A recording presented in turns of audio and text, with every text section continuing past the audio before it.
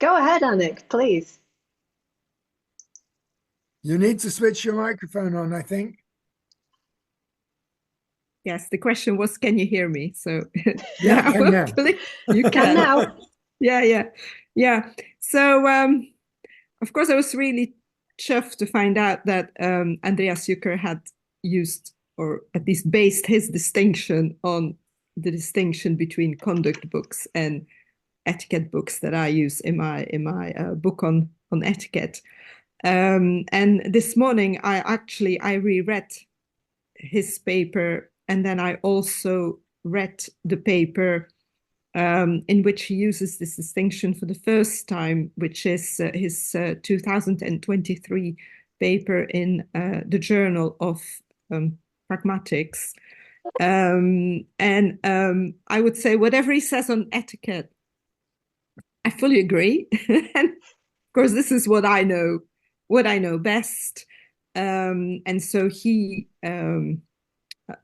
identifies etiquette, politeness with everything that is conventional, with default meanings, with whatever is non-strategic.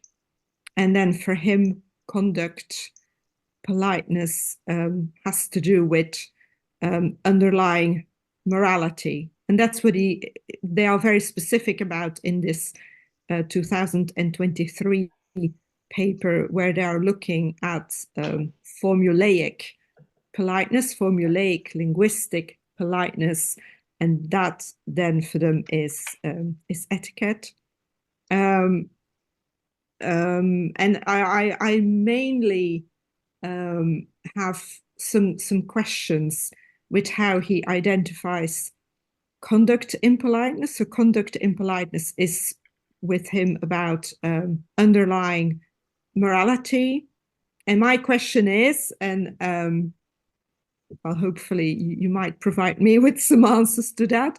So if for him, etiquette politeness has to do with strategic politeness, then what term are you going to use for whatever is non-conventional politeness, which is still politeness being used on the surface, right? Which is just still about outward behavior, but then he has got no term for that. My correction of his distinction would be, yes, absolutely fine. We got etiquette is perfect to talk about conventional linguistic politeness, the non-strategic, the default one, would I would see also as discernment politeness. And I would like to use conduct politeness for whatever is non-conventional. Because if you're in a context which is non-recurring and you have to work out your behavior on the spot and you have no script, no existing script to do it, then I think you probably are going to fall back on moral values to work out your behavior. And then I suppose conduct would be a good term to use. That's how in the near future, I want to work on linguistic etiquette. In my book, I've hardly spoken about that. So I want to work on linguistic etiquette. And I want to then look at formulae which are prescripted in my etiquette sources. That's my research program for months to come. Okay, that's more than enough, I think. So maybe if I can jump in, that makes sense to me, Anik, in a lot of ways. I mean, when I was reading through the article, and he talks about conduct politeness referring to the underlying morality. So my question there was, well, how does this fit with so much work in politeness theory on the moral order? Is he saying, to me, it was coming across sort of as it was the same, but yeah, not quite the same. but you can't talk about an underlying morality and then just choose a different term in a way when so many people have been writing about the moral order. I couldn't understand that. Mm. Yeah. The moral order, I guess, to suggest a possible slight difference, moral order suggests something pertaining to the social, and underlying morality at least suggests something pertaining to the individual. I don't know if that helps.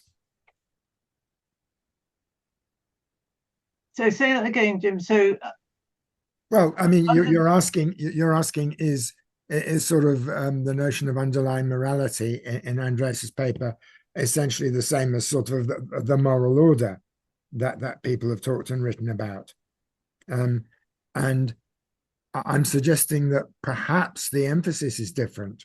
That's all. That after all, the phrase moral order, as in, for example, New World Order or anything like that, suggests something socially defined, pertaining to society in some way, or to a culture, in fact. Whereas we talk about, well, certainly in my kind of English, underlying morality would suggest an attribute of the individual. That's all.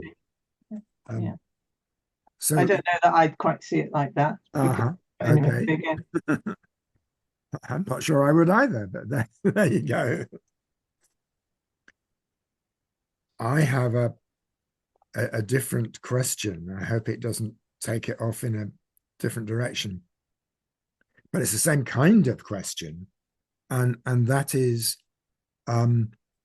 how does the distinction between conduct and etiquette, politeness, especially as you have just talked about it, Annick, how does this equate, if it does, to the way that Andreas starts, the article starts, with a distinction between what and how of politeness? Because I have to say that to me, that's what really fired me up. That's what's really interesting, actually. What was the what and the how? And if you go along with that, then and you say, okay, what equates to what he calls conduct politeness and how equates to what he calls etiquette politeness, it doesn't necessarily line up with, for example, the conventional, non-conventional that you've talked about.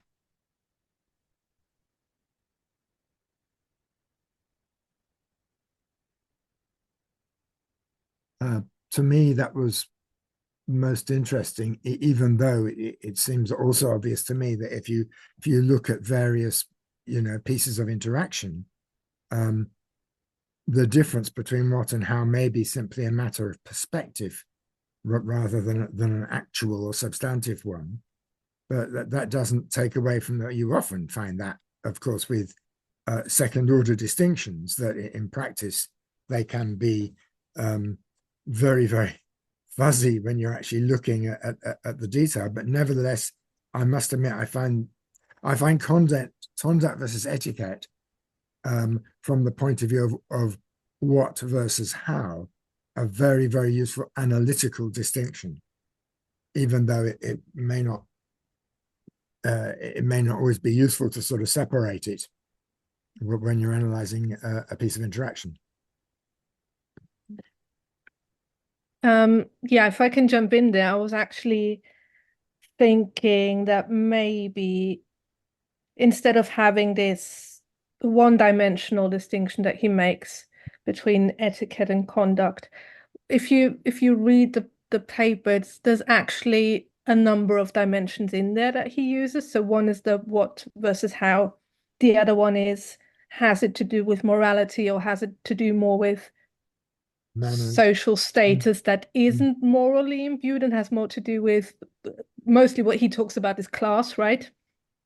And then he also briefly mentions sincerity versus insincerity. So I was wondering whether it might be better to actually, instead of having a one-dimensional sort of pole, having at least two dimensions and seeing if you can plot different forms of behavior on there. Because to some degree, and he says this himself, at least the distinction between what and how often is blurred. And I'm sure we could come up with examples of what might be called etiquette that isn't necessarily the how, but the what. You know, like, I don't know, if I'm thinking of, you know, the courtly environment, I don't know, burping at the dinner table, right? That's a what rather than a how, but that might still be a form of violating the etiquette. So you might find different kinds of behaviors that you can plot if you make a 2 or even 3-dimensional grid where you can plot, you know, where does it fall and what are the reasons that people consider something appropriate or inappropriate. Is it on moral grounds, or is it on purely, you know, social status grounds? And there was one more thing. Oh yeah, about the moral order. That's quite interesting because the examples that he talks about historically, it seems like mostly it's got to do with either honor, right? So he talks about morality in terms of honor, but also morality in terms of saving your soul. So the religious idea of morality. Whereas if we talk about the moral order in like current, you know, if you analyze conversations today and you talk about the moral order, usually you talk about the rights and obligations that people have towards each other rather than sort of an external religious figure. And I think that those are maybe different kinds of moralities that he also needs to take into account. So in picking up on that notion of a dimension, actually within moral psychology, there's a lot of debate whether you can actually separate what's moral from what's conventional. And so there is a view that actually it's a continuum. And we know what's definitely conventional, we know what's definitely moral, but there's stuff in between that's sort of less clear cut, you might say. And presumably that would be the less clear cut would fall under the rights and obligations that you were talking about, Ibby, because rights and obligations tend to have a moral tinge to them. And I guess that's what I was trying to get at, to suggest that moral order was something social in the sense that it has, you know, involves rights and obligations of people. But yeah, I think it would be there. It would be very fuzzy.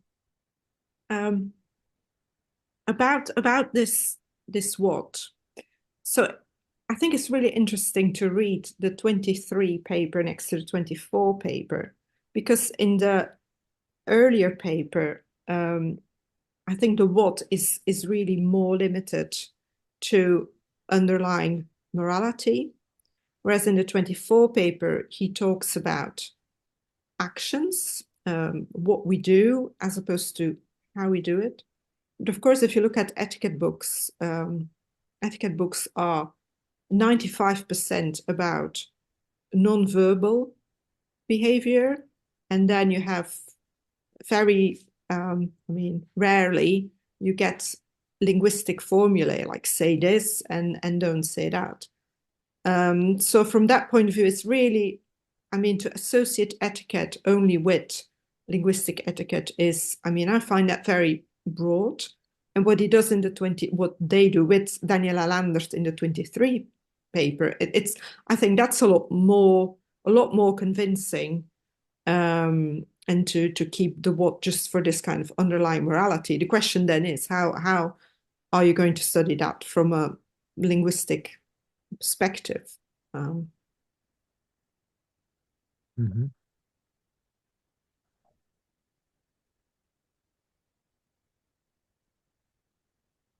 Because he makes this example about bringing a gift is conduct, and when to open is etiquette. But of course, etiquette books will also tell you when it's appropriate to bring a gift and when not. So it's just not a good example, I would say. That's what I feel. It tends to be a matter of perspective. You can, depending on your, shall we say, your degree of focus or wide view, you could describe it as conduct or as etiquette. So that, as you say, okay, bringing a gift, right? Okay, if it's a question of should I or shouldn't I bring a gift, that would come under conduct, right? That's how he puts it, right? Yeah, that's how he puts it. But what kind of gift? If the answer is yes, then what kind of gift presumably would be etiquette, would it? I suppose. And then when to open it would be etiquette as well, presumably because you always, well, again, you could say, if you're thinking of the moment, then if it becomes, do I open it now or don't I? If you sort of see it like that, then it's conduct again, isn't it? It's what do I do, so to speak, or do I do it at all? Yes. I found the same thing with even, for example, encountering somebody you don't know very well by accident. So how you greet them is etiquette, I suppose, but maybe whether you're supposed to greet them or not would be conduct. So it's a question of how far back you're looking at it from. That's why I think I still think it's a very important analytical distinction, but you know. I think that's exactly the problem. You know, how far do you go back? And initially, I also thought, oh, that's really interesting, the distinction between the what and the how, because you could be, if you just took greetings, you know, you could say, okay, the what is that you greet somebody, and then the how is the manner in which you greet them. But then you can dig back further, and as you say, you know, is the what whether you greet them on at all if they're a stranger, you know. And if you look at presence, you could go back further and say the underlying principle is reciprocity.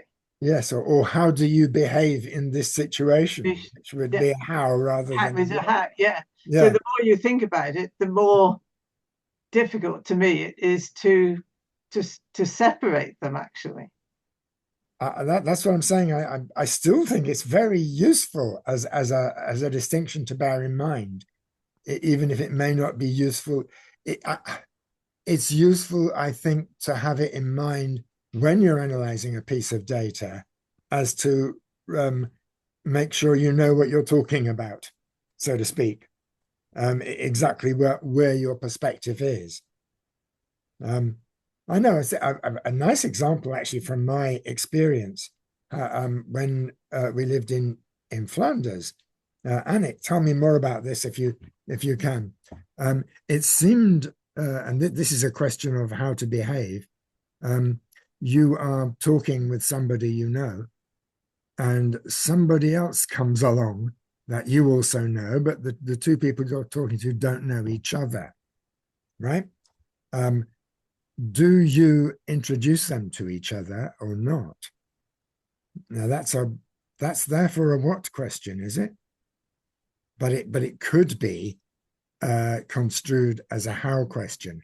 How should I behave in this situation of a chance meeting while I'm already talking to somebody I know?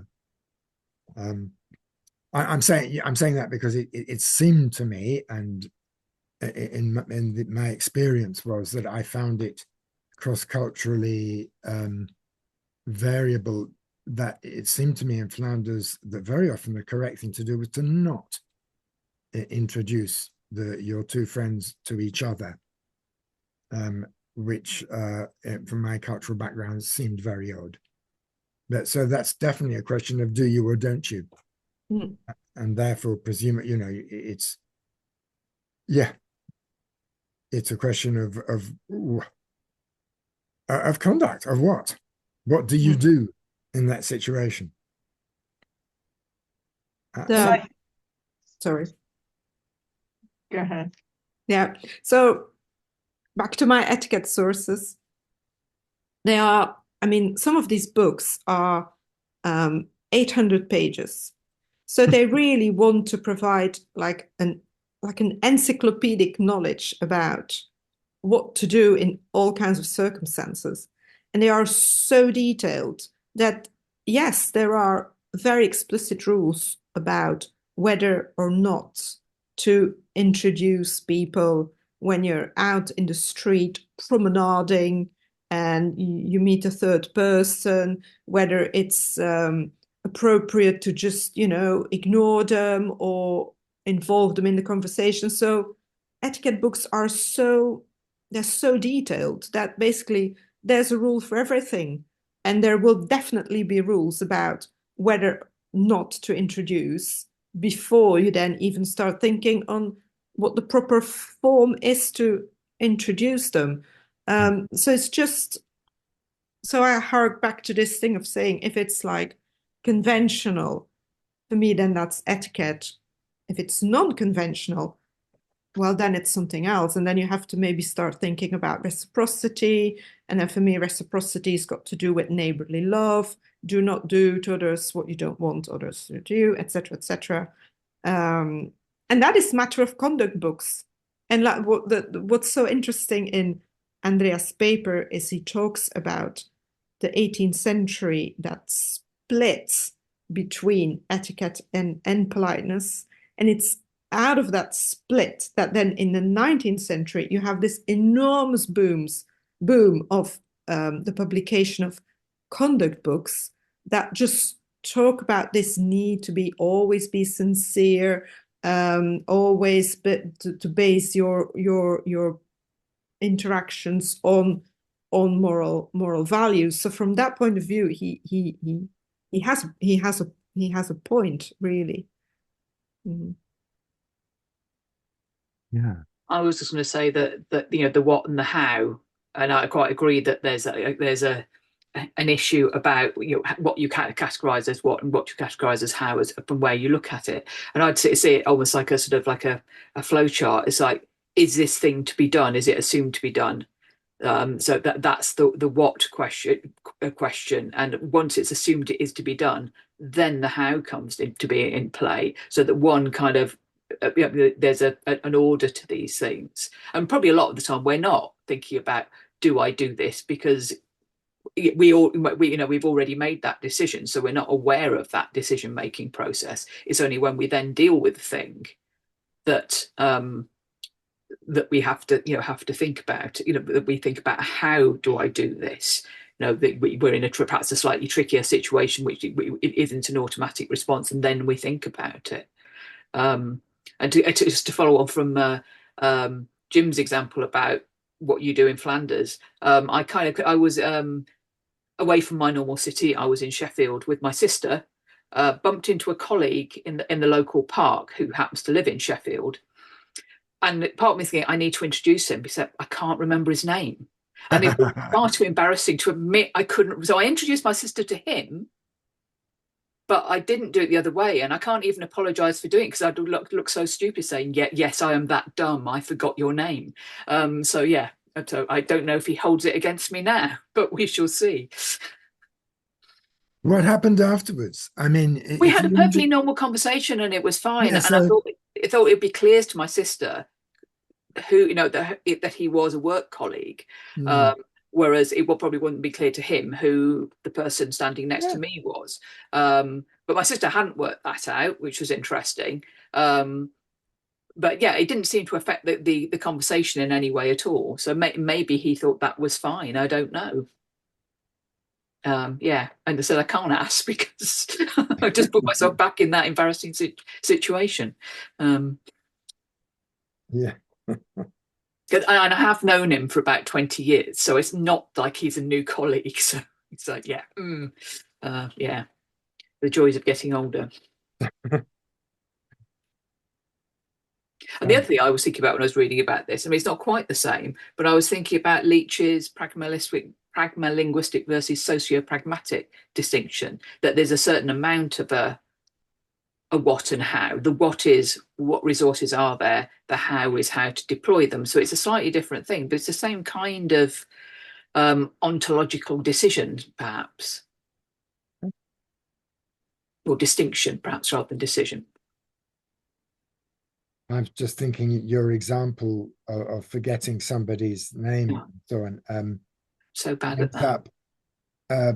Brings up the notion of sincere hypocrisy, or at least of dissembling in some way, which actually is it's moral in the, it's not pure etiquette. It's moral in the sense that it's saving somebody's feelings, including your own, in a sense. You know. Yeah, I'd cease to be a usable person potentially, in Goffmanian terms.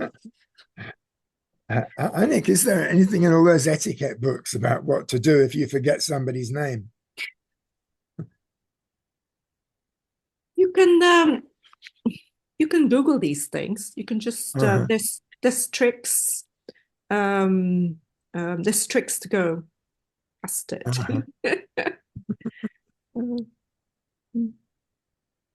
Yeah, with my students, I don't. When I was responsible for running the program, so I knew all their names, but I didn't necessarily know how they correlated.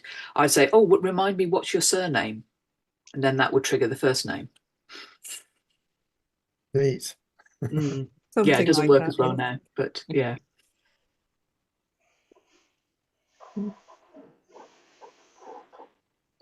Bethan, what you were saying about the it being like a choice of, am I going to do this thing?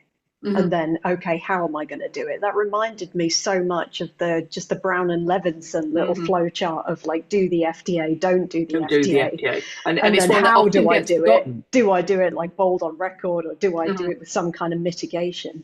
But I don't know if this entirely correlates, because I guess that it's not always a mitigation situation in what Jucker is talking about.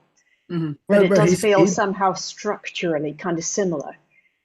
He specifically says that Brown and Levinson's framework is etiquette from that point of view. Yeah, he does. Because it's how, except that presumably you'd have to say... But I say... feel like the first question is what? Yeah, well, strategy 5 is a question of what, of course. Yeah. And I think it's interesting when a lot of people talk about BNL, and I certainly find this in my students' work, but I see it in other papers as well, that people often forget about that not do the thing option. They focus on the array of linguistic work that can be done in that context, rather than thinking about the context. Because I suppose it's much easier for people to think about what they do rather than what they choose not to do on the whole.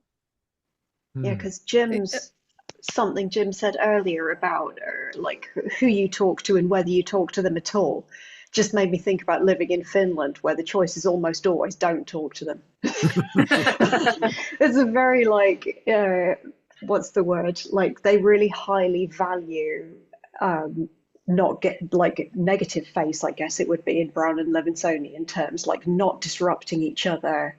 If someone's engaged in something, if someone's a stranger, you just don't talk to them at all. So don't do the act, gets chosen often. Yeah. Yeah, I was one perhaps a sort of, well, similar thing, but within the UK context. I like walking, and if you go to like sort of local woods, and you see people, you don't really say anything. But if you're out on a field somewhere, you always say hello. So in non-urban spaces, the rules are different, the conventions are different, I think, and it's I completely agree. In the UK, yeah, but obviously they're blurred situation. If you go, which one is this? Are they going to do something, and then I can respond, or So yeah, it's interesting that navigation of when perhaps cultural contexts are crossing over a bit, or they don't have a nice clear dividing line between them. I'm vaguely wondering if one of these distinctions, either etiquette or conduct, is somehow more embedded in the cultural context than the other one, and the other one's maybe more universal, or are they both equally determined by culture? So, I mean, I was just trying to think of the cultural thing, and that distinction between the what and the how, I think often does come out in cultural context. And going back also to what Anik said about the non-verbal. So I think back when I first went to Hong Kong, and I went to a home, and I was given Chinese tea, and which I didn't particularly want, and I tasted it. It was very bitter, so my English, I must be polite, was I must drink this. But having drunk the cup and they were filling it up, then my question was, all my no's, thank you, were having no impact. How, so then it became the how do I stop getting more tea? But of course, underlying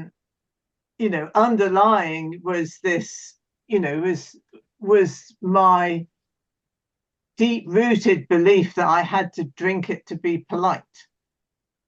And so again, if you of course, that was a false assumption on my part.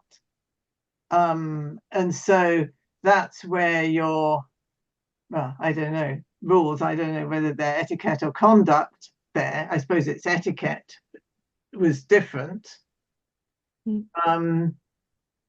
But if you go down more deeply to when you're talking about the underlying morality, we were agreed insofar as she was trying to be a good host and I was trying to be a good guest. It was just that they mismatched. And so I suppose you'd have to go down even further. In that case, it's something like, as a good guest, you wanted, you regard it as the right thing to do to demonstrate your appreciation of what you've been offered by consuming it all, right? Exactly. Whereas from another possible point of view, you could, by not consuming it all, which is in the end what had to happen, you could demonstrate that you could say it's a very good host because you've given me everything I need. That, absolutely. A sufficiency. Exactly, because to be a good host, you have to keep, the guest shows they've had enough by leaving. Yes. Mm-hmm. Yeah. Whereas our senses, we show appreciation by drinking it all up. So you've got it's just a fundamentally different, is it etiquette, Alec, there? Way of handling the situation. I don't know. I think it's neither, actually. Because now we're talking about sort of values which are not in themselves interactional as such, aren't we? But if you say underlying morality, you're bringing in values. Yeah. Oh, yeah. So you can't get away from that because, and even, when you talked about rights and obligations, as Jonathan Culpeper says, they come, when something's happened often enough, you begin to feel they should happen. And so the ought comes after the many occasions in which this has happened. Yeah.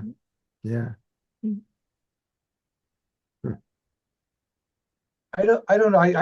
I struggle. I can understand the two concepts, but I think of the context I'm in Mexico. If people are invited to a social event, they'll say yes, even if they've got no intention of going, which is I guess a moral decision.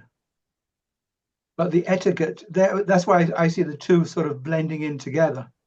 And people don't feel bad about it. Because what they want to do is make the person inviting feel good. Yeah. Did you, am I on? Yeah. Did you notice that in the paper he quotes this Pinto? It's a paper that's been around for, I think, a decade. And I think that's a paper making an interesting distinction between, let's say, underlying sincerity, and this is what you just been talking about, and then this kind of procedural sincerity. So you can make a compliment, even if you think that person doesn't look particularly very well that day, but you can just make a compliment to put them at ease.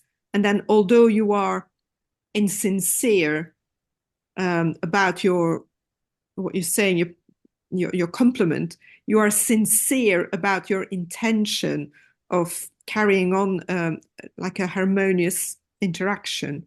And I think that's an interesting distinction, and it implies to this invitations where you want to be procedurally sincere, although you have you're just lying the socks off, really. I mean, I recommend this book, Pragmatics of Hypocrisy, as definitely very relevant here, I think.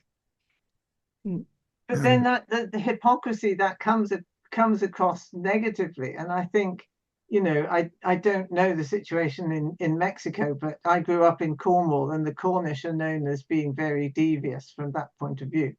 And my mother was from Yorkshire, and she couldn't understand, you know, she would ask people for help when they come to something, and they would say, oh yes, fine, we'll be there. They had no intention whatsoever of being there, but they didn't want to offend. And so the face of the requester, as it were, was more important than the sort of accuracy. But if you are skillful enough, you can pick up the signs to see that it's a politeness thing rather than a genuine thing. But as you say, Annick, that also brings out in that Pinto paper. But it's quite difficult to pick up those signs, especially if you're a kind of outsider to that community. Yeah. And I don't think there's hypocrisy. Exactly. I don't think it is hypocrisy. Because if you see that person, let's say the following week, it's perfectly okay to say, oh, I'm sorry I couldn't make it. And the other person would accept that. Whereas I think in a lot of contexts in England, people would be quite offended that you promised to go and you didn't go. So I think it's much more, in that sense, that's where it's to do with social behavior, that you can apologize afterwards and there's no implication behind it. And in a way, the judgments of hypocrisy are made by those, to me, it seems, who are from put it in certain ways, outsiders, because, you know, if you're within the group and you all know that's how it is, it's not being hypocritical at all. But if you think of, you know, when I think of you know, we had our Greek students saying, you know, the British are very hypocritical because they keep saying thank you when they don't mean it. Yeah. You know, at a checkout or saying sorry when they don't mean it. So, you know, we wouldn't see ourselves as being hypocritical by saying thank you at a checkout desk. But if you're from a different, if your conventions are different, you will maybe see it differently. Yeah. Well, the British are hypocritical because they're always saying things they don't mean, basically, yeah, or insincere, yeah, hypocritical or insincere. I think Kate Fox goes on about that as well, to a degree. It's the not imperative, but something close to imperative in British culture to inject some sort of humor into almost any encounter, which often means saying things that you don't actually mean.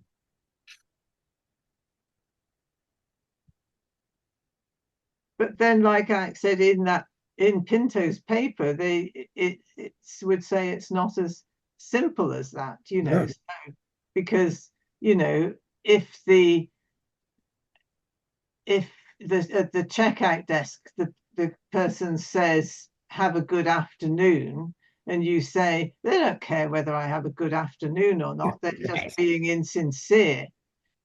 That's one way of looking at it. But you can also say we're all just going through you know, civil behavior and being nice to each other. Yeah, why, why should you throw an ordinary benediction back in my face? Exactly. Yeah. But then it comes back to what you were saying about, and Culper saying about traditions, that it's not traditional in the UK to say have a nice day to a customer. Or it hasn't been historically. But it's very common now. It is, and I hate it. Yeah, that's me too. But that's because of our reaction to what we perceive as Americanisms, isn't it? Really? Well, yeah, but or but I think it is that false sincerity of it, but as you mean, it's completely meaningless because we say things like that all the time. It's just that the ones we feel comfortable saying are the ones we've kind of grown up and been socialized into saying. And when something else comes in which doesn't meet with your already known and many repeated social patterns, and there's a certain discomfort to that because you're not quite sure what to do with it. Yeah. I don't know whether it's also a little bit to do with what Aston talked about, the truth of the moment. When someone invites you, in that split second, you do want to go. Although you're not going to go, you want the person to feel good. And I don't know, same with have a nice day. Maybe in that split second you do have some good intentions towards the other, even though you don't really mean it. Yeah. Well, I mean, arguably you could say that, a greeting, good afternoon, is short for have a good afternoon. I mean, it's just a benediction. That's all. I often think that when I've had naughty students in front of me who have promised that yes, they will attend and yes, they will give him work. And for some of them, at least, I think they really do mean it in that moment. It's just that actually they can't maintain that when it comes to it, they're not able to fulfill that. But it's not that they didn't have the intention in the moment. So, I wouldn't have said they were lying or telling an untruth. It was just that, the spirit was willing, but the flesh was weak. Yes. Yeah, I mean, how many times have we all promised a journal we'll have the revisions done at a certain time and then reneged on that? I can't be the only one who's been there. No, it's just you. It's just you.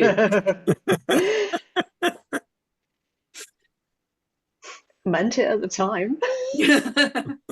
Yeah, we all, because it's that sort of infallible optimism about how much we're going to get done in the next couple of months or something like that. That should be fine. No, it isn't, of course. Yeah.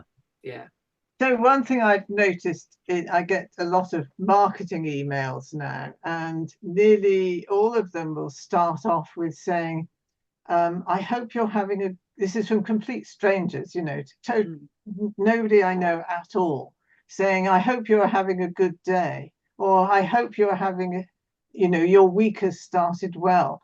And that, sort of grates on me, really, because so this is I think another convention that's starting to come in, which we're not used to at all. I wonder if you could say that, and I experience exactly the same thing, Helen. I wonder if it's you can almost theorize it as a sort of we experience it as a mild attack on our negative faces. As you say, you don't know me. Yeah.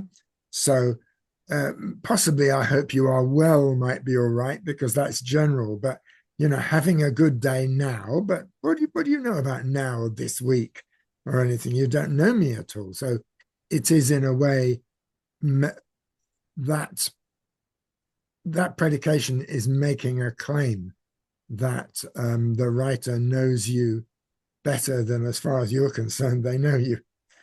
Yeah, I think that's right. And if you go through the gradations, even starting with hope you are well, still seems, what can I say? I was going to say, so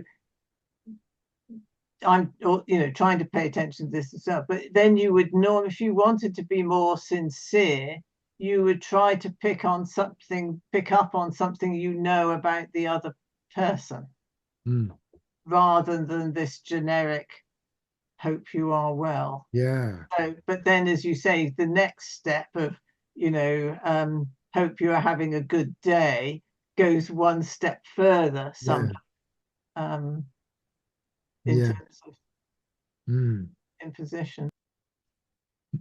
But is it then not more because this is new, so it's not conventionalized yet, and that triggers this kind of moralizing about strategies, and that's where I would like to use conduct, because it triggers all these questions, right?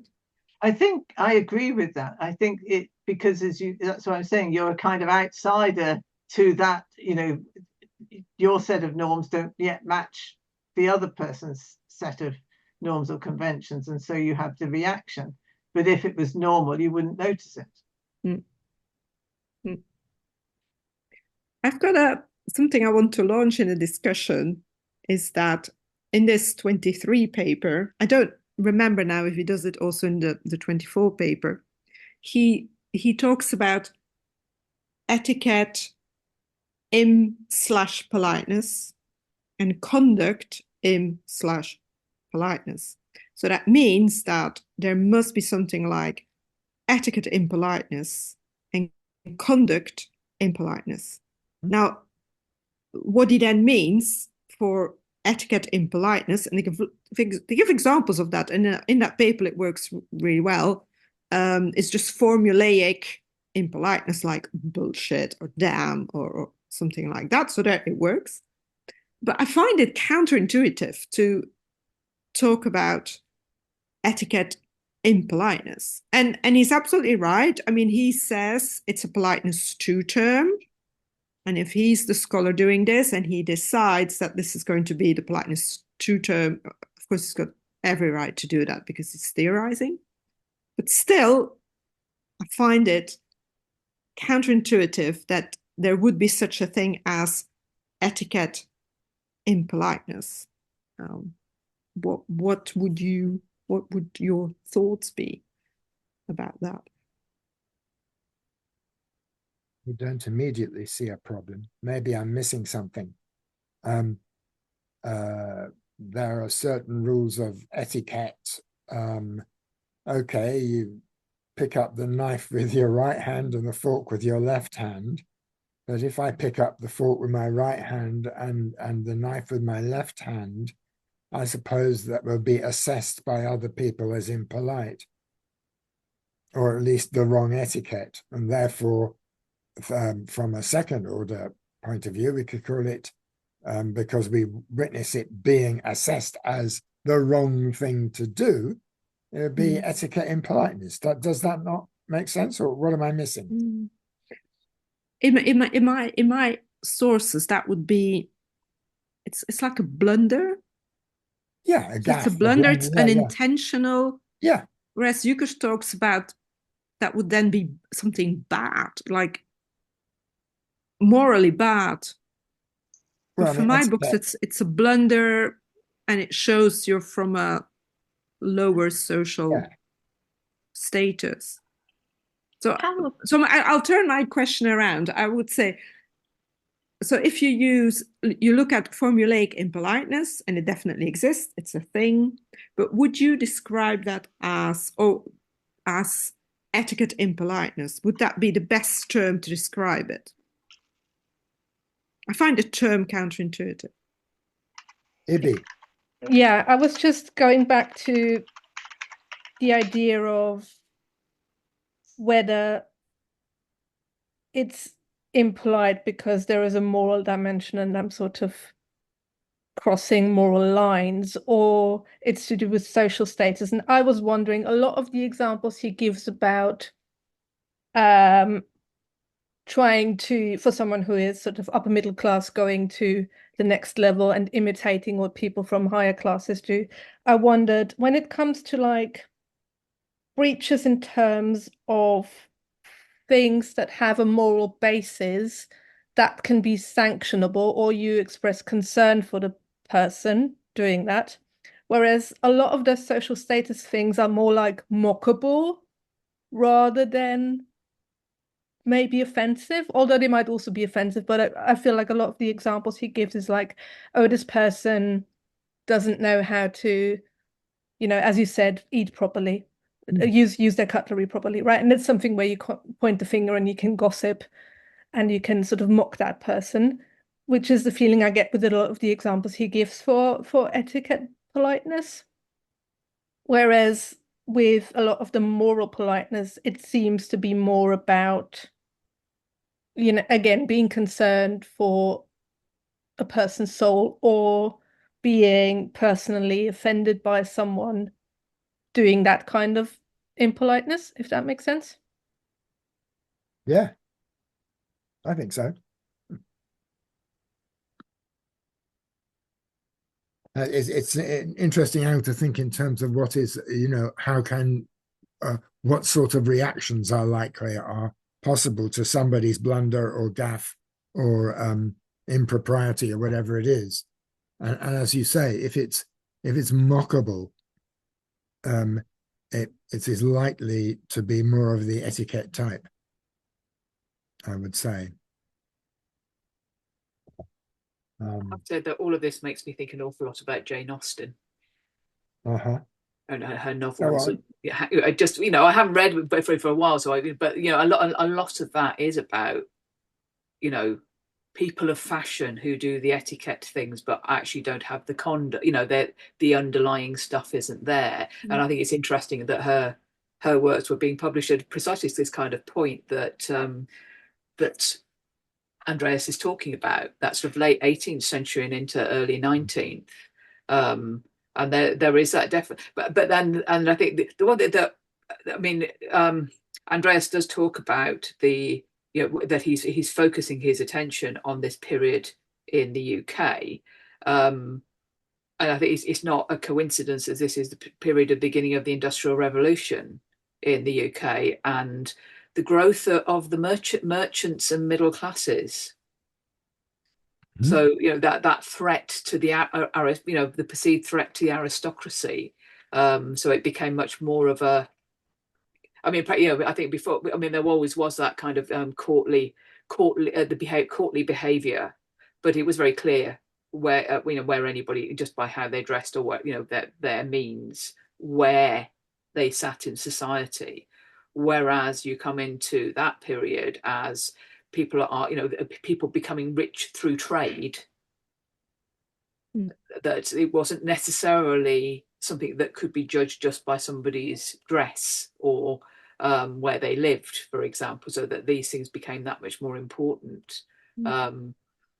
So yeah, I don't think, you know, it's certainly not a coincidence. It's in that particular period of British history, but I mean, but you can see that sort of discourse running through Austen's novels of that. Yeah, yes, a lot of these things are etiquette, and she does focus quite a lot on those who follow the expectations of etiquette, but are not in fact moral people. Yeah. But you also see this general societal view of people having their place, and that the aristocracy are the betters, that there is something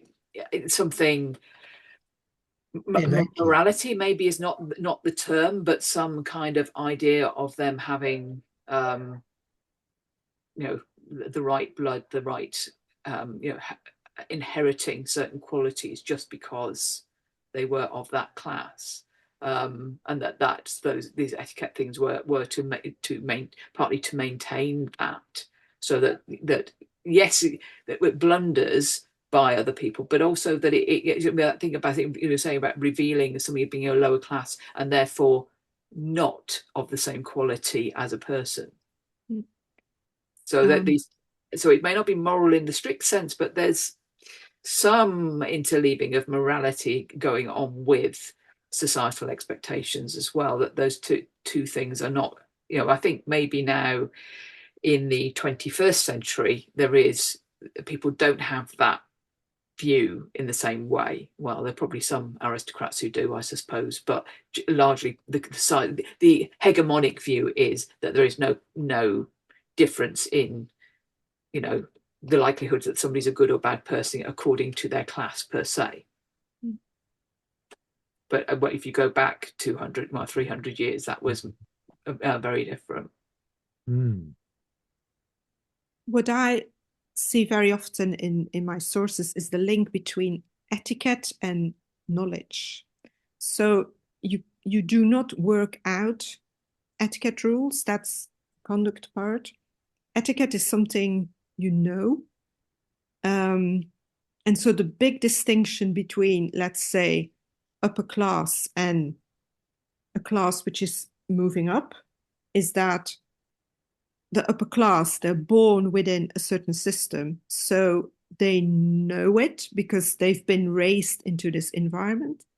And somebody who is moving up, they have to learn the rules from the books. And therefore, when they blunder, they just show that they don't know, and therefore that they do not belong because they come from a social elsewhere where these rules were not applied, and therefore you can mock them, you can just ridicule them because they don't know. That the fact that they blunder shows that they don't know, and therefore they don't belong. So it's this kind of inferential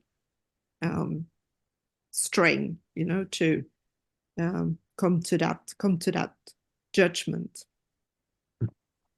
But like that. So again, etiquette is recurrent, it's conventional. You're not working it out strategically. It's what you know, and you have to recall it with your memory. It's almost like the distinction of language learning between acquisition and formal instruction, as it were. So if you're born into it, acquisition. It also reminds me of John Wells's distinction between an RP accent and an adoptive RP accent. Yeah, somebody trying to pass, but again, just trying to pass, isn't it? But using the particular linguistic variety that's associated with. I mean, you get all those characters in Dickens who pronounce the H when they're not supposed to, and stuff like that. And the whole sort of idea between My Fair Lady. The thing is, there's blunders of like not doing what you're supposed to do, so by omission, but you can also, very often you can do too much. It's this kind of hypercorrection, and it's especially the hypercorrection that gives you away. Yeah, it gives you away because you don't know the rule, you're afraid of not doing enough, and therefore you do too much. Yeah, right? you over-apply it. Yes, exactly. We're just at 35 minutes past. I'm just aware other people may have stuff they have to do today. I'm 2 hours ahead, so it's like fine for me. My work day's over now. But we are supposed to start the journal kind of business meeting around this time. But if anyone else has any kind of burning stuff they want to add, I mean, I'm fine to carry on talking for a little while longer. But if anyone else has to leave, totally understandable. Sorry, I just wanted to say that it was very interesting to listen to all this discussion, and it really got my mind turned around. I was reading this article thinking about political debates context and where to put all these terms and all that, and it just, everything is upside down, it seems, for me at this point. But I thank you for this discussion. Okay, so bye.